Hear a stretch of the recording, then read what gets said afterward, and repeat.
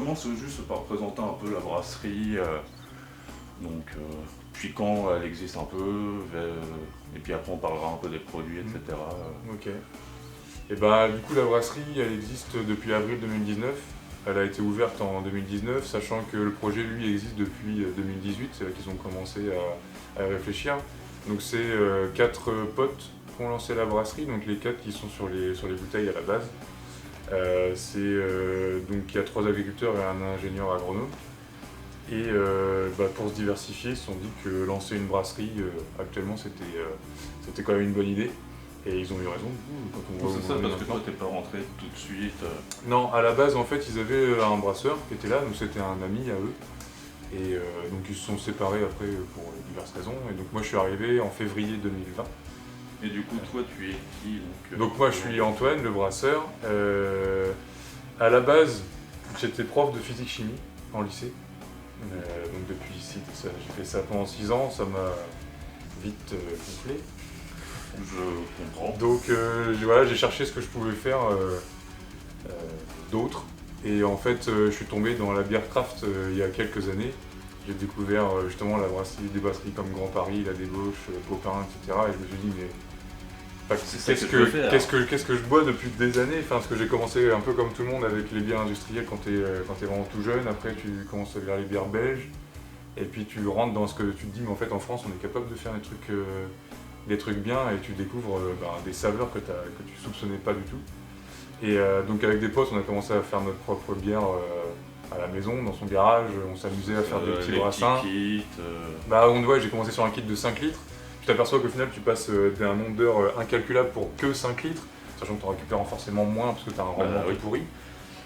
Et donc du coup, tu te retrouves à te dire, bon maintenant, vas-y, on va investir un peu dans un matériel, dans une cuve un peu plus grande, et donc tu finis par faire des 20-30 litres. Ça te prend le même temps, et au final, tu as quand même un retour sur investissement un peu plus intéressant. Et en fait, je me suis dit, non, vas-y, je vais faire ça, il faut que je fasse ça. Les journées de brassage, j'ai trouvé ça incroyable. J'adorais les odeurs, les goûter, tout ce que tu fais sur le moment, c'est trop bien. Donc je me suis dit, vas-y, je vais essayer de faire ça, je vais me lancer là-dedans. Et du coup, j'ai cherché des formations. Donc en France, il y en a quelques-unes, tu en as 3 principalement, à Nancy, dans le Nord, à Douai et à La Rochelle.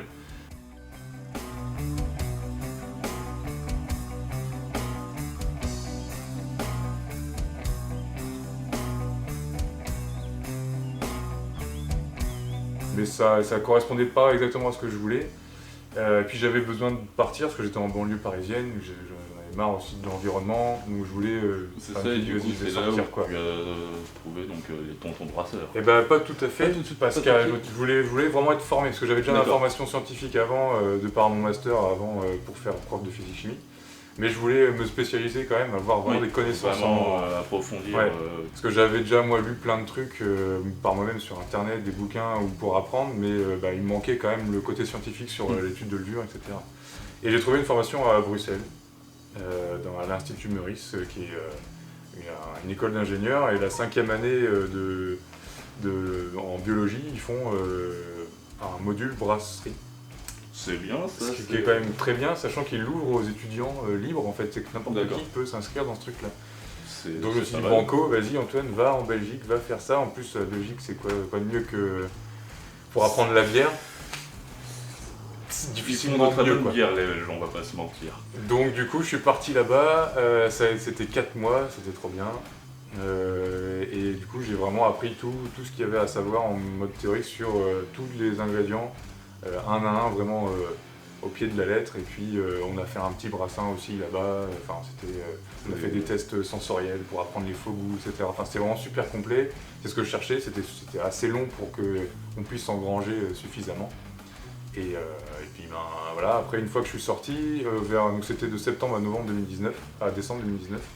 Et j'ai mis mon CV en ligne sur un site brewjob.fr, qui est un site qui répertorie en fait toutes les annonces dans le milieu brassicole en France.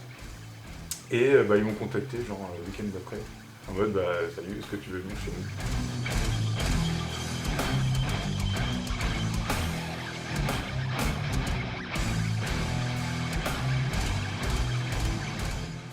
Donc bon, C'est assez rapide ça a été pour ton super retour. rapide au final parce que je les ai appelés, enfin on s'est appelés, on a discuté un petit peu, ils m'ont dit faudrait que tu viennes à la brasserie pour voir.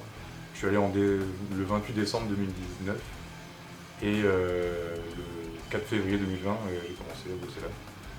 Donc au final voilà, j'ai fait ma formation en septembre et en février je bossais déjà.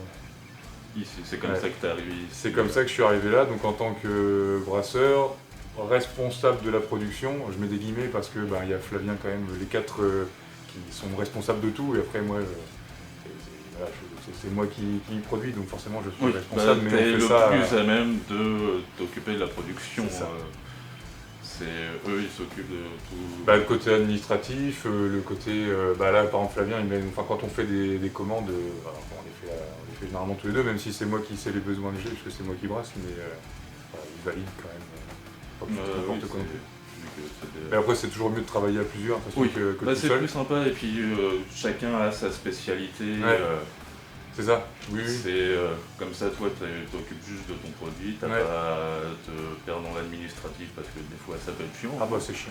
Du coup, toi, t'as juste à faire attention que le bébé tourne bien, quoi. C'est ça. Et puis voilà, donc du coup, je suis seul à brasser ici. Je fais en gros 1 à 2 brassins par semaine, sachant que chaque brassin c'est 1000 litres. Et voilà, donc l'an dernier, depuis février, il y a eu le Covid en mars et machin qui a fait un peu faire n'importe quoi, mais globalement on a fait 40 000 litres, donc ça m'a fait une quarantaine de brassins sur l'année. Donc cette année, si c'est pas trop la misère, on vise 50, mais c'est plus compliqué quand même. Et puis voilà, après... Donc du coup, vous avez pas mal de bières quand même, et enfin, pour les avoir goûtées, elles sont quand même elles sont bonnes, hein, et on sent qu'il y a du travail derrière quand même, et du coup, vous essayez de travailler vraiment quoi dans vos bières Donc toute la création de recettes, elle est faite donc par moi et Flavien, sachant que moi quand je suis arrivé, il y avait déjà une certaine gamme qui était déjà en place, donc celle-ci on n'y a pas touché. Alors peut-être qu'on y reviendra un petit peu sur certaines. C'est ça, le rééquilibre. Voilà, rééquilibrer. Du jour, quoi. Ouais, voilà, essayer de revoir un peu, essayer de comprendre pourquoi ça avait été fait comme ça à l'époque, est-ce qu'il n'y a pas moyen de l'améliorer. Voilà, juste pas la changer fondamentalement, parce que justement il y en a quand même qui sont très bien, les clients sont contents, donc on va pas non plus dire ça y est, la pile, on arrête. De toute façon, un produit ça s'améliore toujours. Donc, voilà. Donc l'objectif c'est ça, et puis donc là aujourd'hui, si on prend la photo à l'instant T, on a 9 bières différentes, sachant qu'on en a 5 permanentes. Donc on a une Pils, une American Pale Ale, une Indian Pale Ale, une ambrée et une triple qui vont être notre gamme permanente, donc celles-ci elles sont toujours là. Et après on va en avoir quelques-unes qui vont être en mode éphémère. On va avoir la blanche et la saison qui vont être là plusieurs mois de l'année. Et après on va faire des one-shots aussi. Ça c'est une des grandes nouveautés on va dire depuis que je suis arrivé là depuis quelques mois, c'est d'essayer vraiment de faire des bières en juste 1000 litres. Donc par exemple l'ambrée château qui est une bière qu'on a fait juste en 1000 litres et on la refera plus, sauf si vraiment si elle marche vraiment très très bien et que les gens nous la redemandent, mais en théorie celle-ci elle existe. Ça c'est fait pour des événements particuliers c'est juste pour avoir en gros des sorties régulières tout au long de l'année. Faire des nouveaux trucs, même pour vous, pour tester. C'est ça, c'est pour nous, pour qu'on apprenne, et puis parce que au bout d'un moment, si on veut toucher aussi de plus en plus de clients, faut réussir à sortir le truc qui fait que tiens, la brasserie a sorti cette bière-là, on va aller voir ce que c'est. Parce que moi c'est ça mon objectif en fait, c'est que quand j'ai découvert les brasseries craft, j'ai entendu parler de certaines brasseries, et maintenant quand ces brasseries-là sortent une bière, les gens se jettent dessus.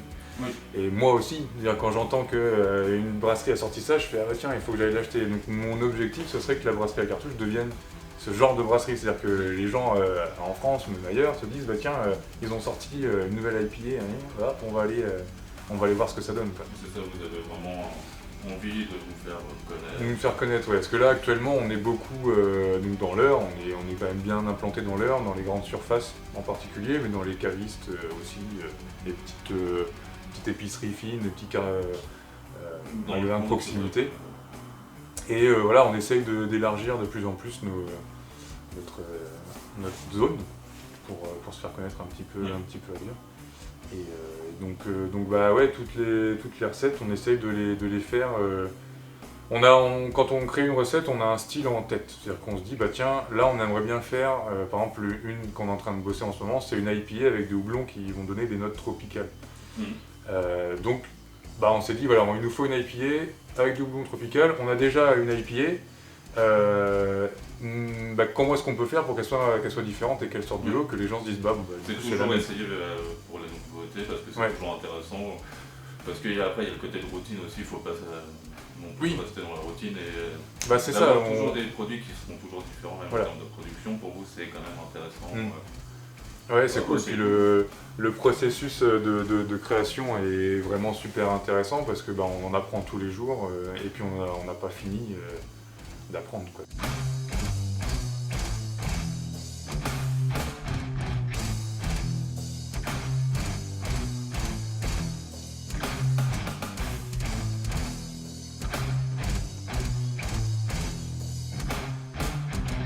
Voilà, là je parle d'IPA, mais on va aussi, on a en projet une Imperial Stout aux fèves de cacao. Parce qu'on a un producteur de cacao du Venezuela qui est basé à Louviers, qui nous a contacté pour savoir si ça nous intéressait. Donc on l'a rencontré, il nous a ramené, on a fait des dégustations et là on est en train de pencher sur une recette. Donc elle devrait sortir dans quelques mois normalement. Mais c'est le genre de truc on va dans l'inconnu parce que les fèves de cacao, on les a jamais utilisées, on sait pas trop ce que ça peut donner.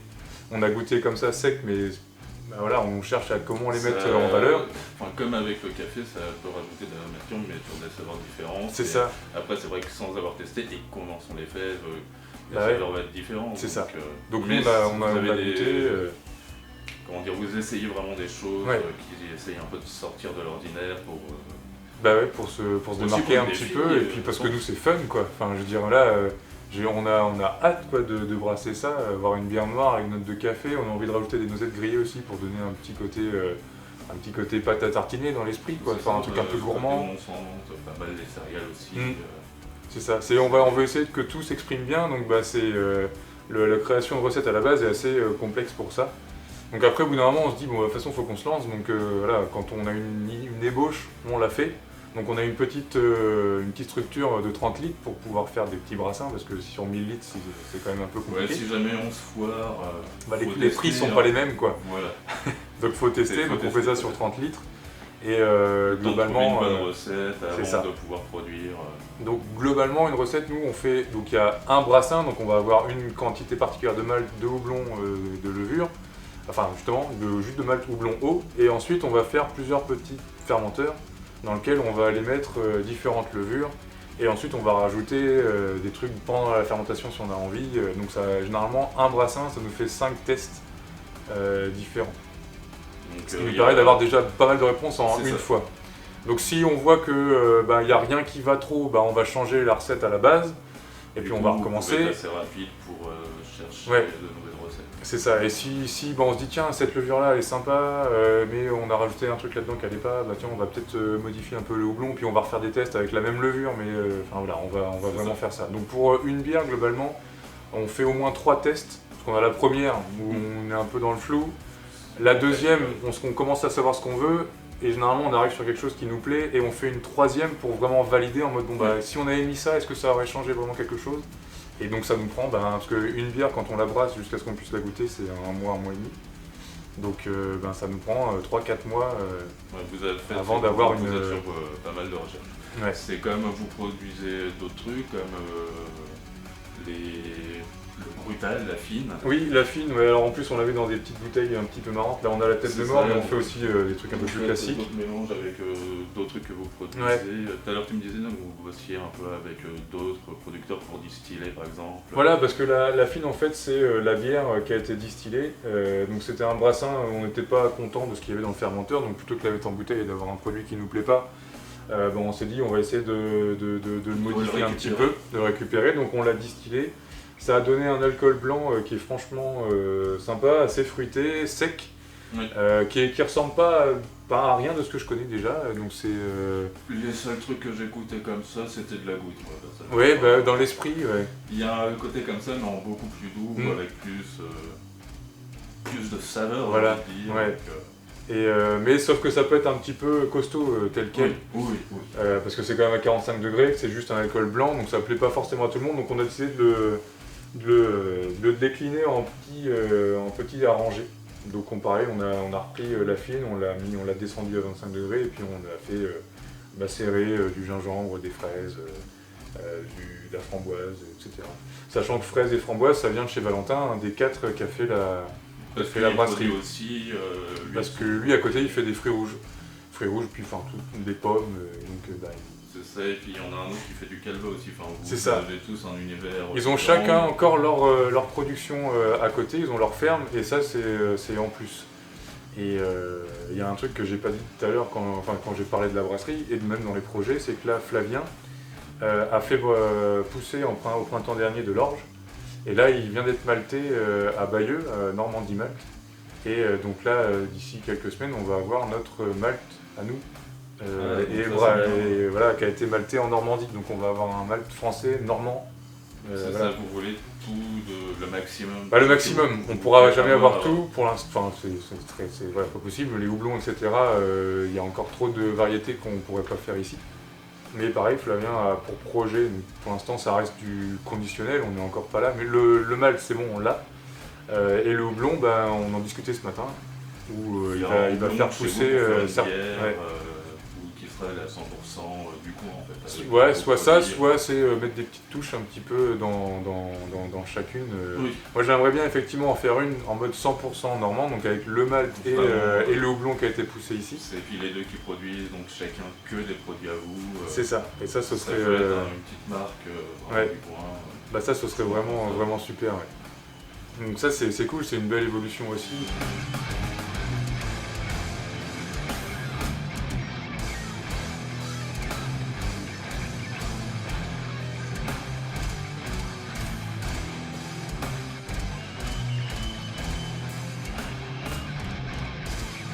Les projets pour l'avenir, c'est d'essayer justement de sortir de plus en plus de bières un petit peu différentes, c'est de s'exporter un petit peu plus dans d'autres régions en France, nous faire connaître un peu partout.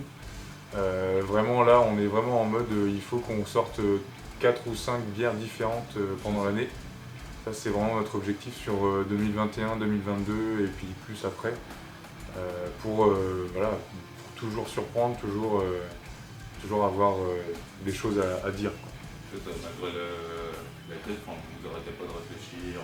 Non, ça nous permet même d'avoir un peu plus de temps finalement pour travailler ça finalement. Parce que là, c'est vrai que pendant le confinement l'an dernier, je venais d'arriver, mais ça m'a permis de faire un nombre de tests incroyable, parce que pendant le premier confinement, on s'est arrêté complètement de produire.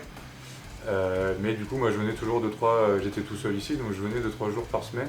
Et je faisais des tests, j'ai fait des bières à la framboise, j'ai fait des bières, j'ai fait un peu de tout quoi. Du coup, tu as tout ce qui est petit chimiste avec tes brassins. C'est ça. Et j'ai appris vachement en peu de temps. Et donc ça c'était vraiment super. Et donc là on continue sur cette lancée là en fait. On va vouloir tester plein de choses. De nouveaux houblons, des nouvelles levures aussi. On essaye toujours de s'améliorer le plus possible.